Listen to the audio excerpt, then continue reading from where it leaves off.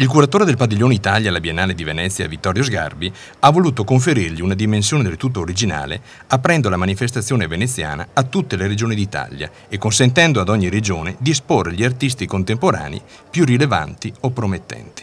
L'obiettivo è quello di delineare per la prima volta uno stato dell'arte contemporanea in Italia, indagando a fondo la creatività italiana su tutto il territorio. Le opere dei 100 artisti laziali sono esposte a Palazzo Venezia nei prestigiosi saloni del Piano Nobile, dal 24 giugno fino al 22 settembre. Abbiamo incontrato Enrico Benetta, classe 1977, di origini montebellunesi, uno dei 100 artisti laziali ritenuti più rappresentativi. Sì, una grandissima soddisfazione, prima di tutto perché amo questa città e ci ho lavorato nel passato e adesso finalmente sono presente come artista contemporaneo veneto, ma scelto dalla Fondazione Roma proprio per essere introdotto in questa esposizione della Biennale di Venezia.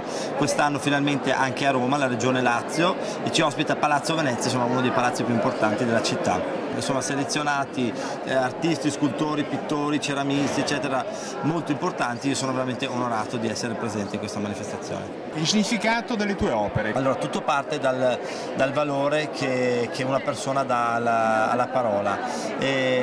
Quindi spesso e volentieri le parole al giorno d'oggi vengono dimenticate, lasciate come dire, evanescenti nell'aria. Io ho voluto che, proprio perché le parole in realtà non si possono raffigurare, ho voluto prenderle come ispirazione pittorica e riportarle nella terra, quindi dargli un valore eterno.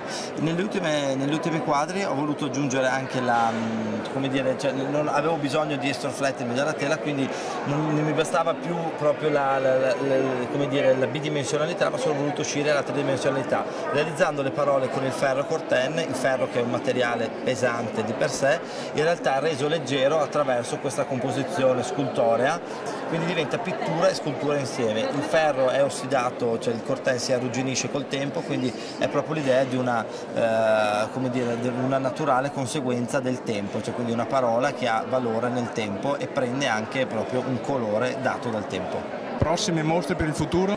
Abbiamo vari appuntamenti su Roma, Milano, Firenze, Parigi, Londra. A gennaio avremo una manifestazione molto grossa qui a Roma, che non posso ancora dire quando, perché, ma ve lo faremo sapere al più presto.